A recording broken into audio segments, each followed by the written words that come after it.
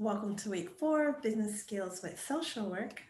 I'm going to share my screen and we'll get started.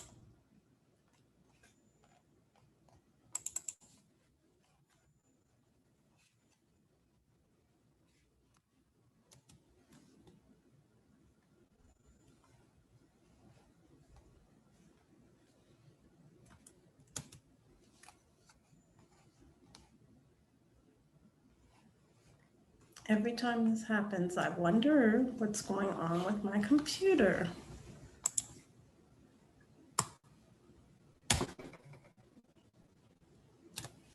There we go.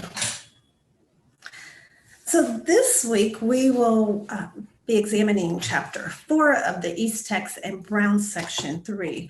And those learning outcomes include basically knowing ourselves as transformational leaders. We know that transformational leadership requires that we know ourselves, our strengths, and our vulnerabilities.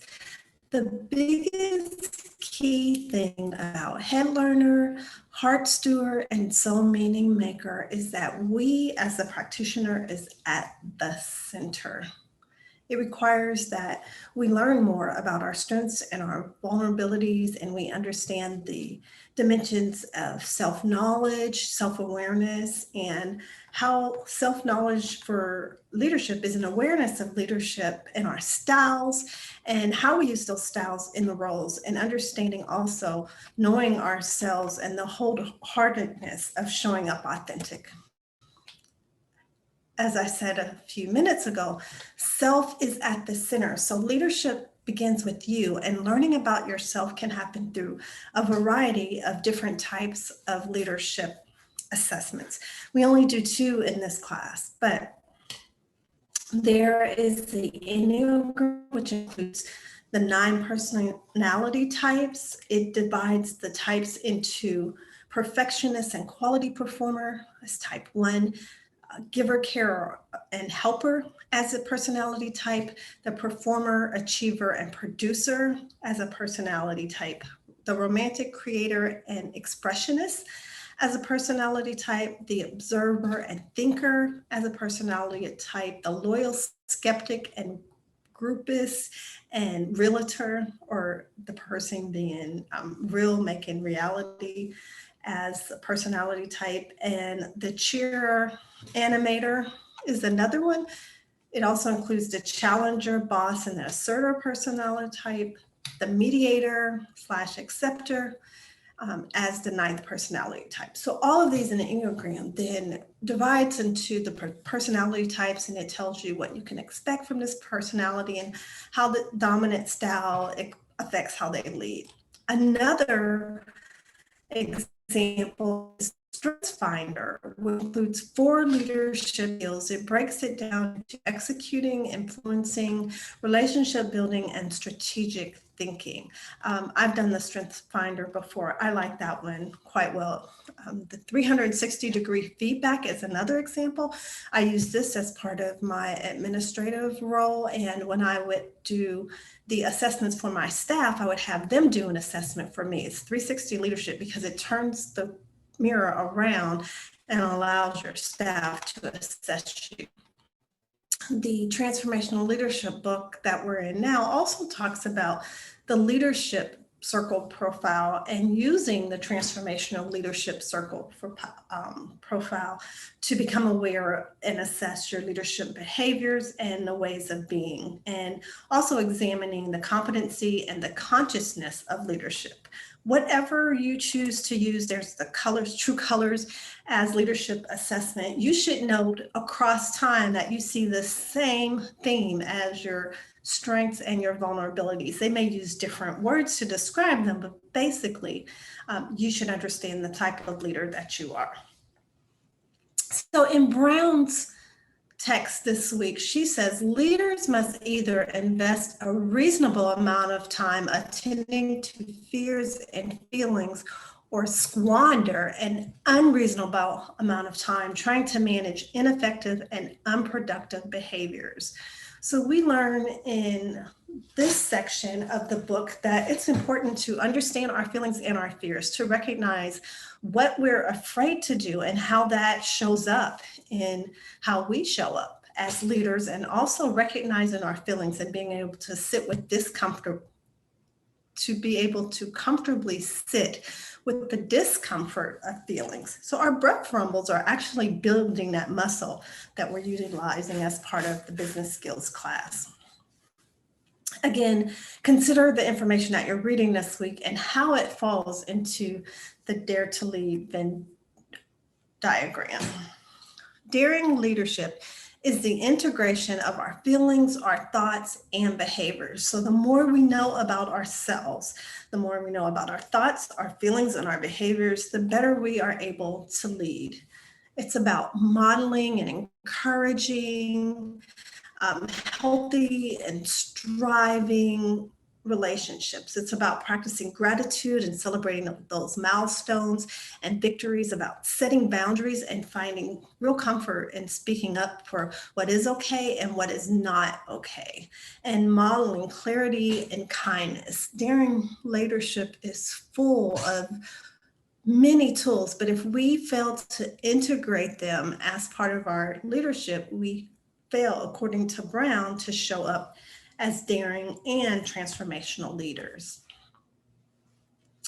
In her text, she gives a really good template of TASC and this approach to accountability and success checklists that fosters curiosity, learning, collaboration, reality checking, and success. It's around asking who's going to own this task. Do they have the authority to be held accountable?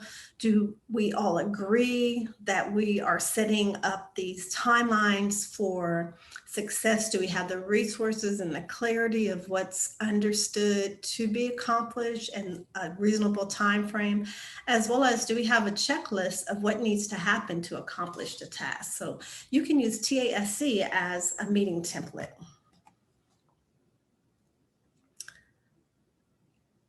Developing personal awareness, again, it's part of knowing yourself and showing up as a daring and transformational leader.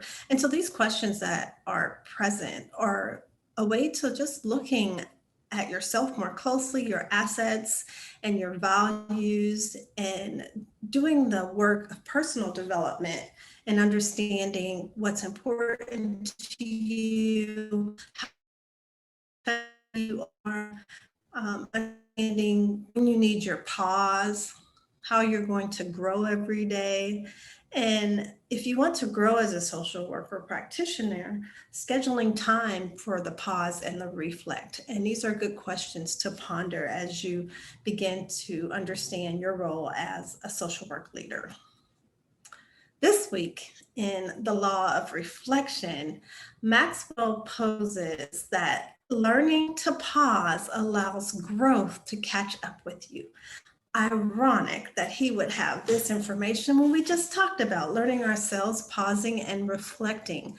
I like that his law is about helping us grow, and that it talks about us understanding how to reflect on what has occurred, good and bad. Sometimes we take more time reflecting on what we believe to may not have been adaptive, more than we really focus on what was adaptive. And being equal and assessing both is important. 1 second here. I have to. Excuse me. So for motivational interviewing, this week we talk about preparatory change, which reflects the side of ambivalence and how to mobilize change talks, signaling movements towards resolution of the ambivalence in favor of change. So for this week, I'm asking you to think about something in your personal or professional life that you'd like to change. And as you think about the steps, take focus on how to activate. Recognize what you're willing to do, what you're ready to do, and what you're prepared to do. These are different questions. And then committing your actions. Where are you? in making steps. Not at all versus I'm ready, I'm on time, I'm ready to start this. Also, this week we talk about the DARN CAT, increasing change talk through the acronym DARN CAT. D is for the desire and what you want to change. A is the ability and what you can change. R is the reason, what's important to change, and N is the need of what should be changed.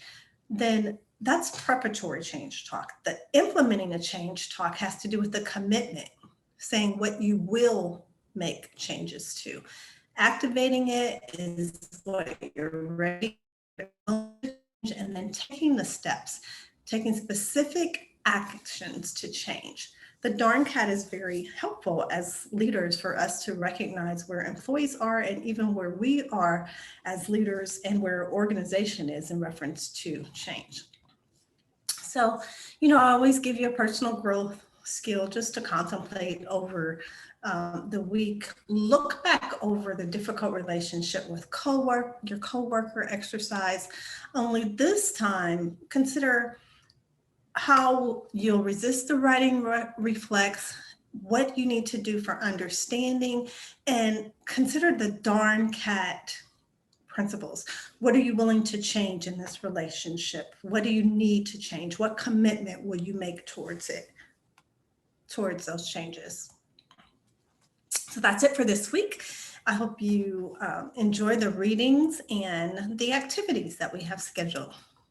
Until next time, I am having a great week.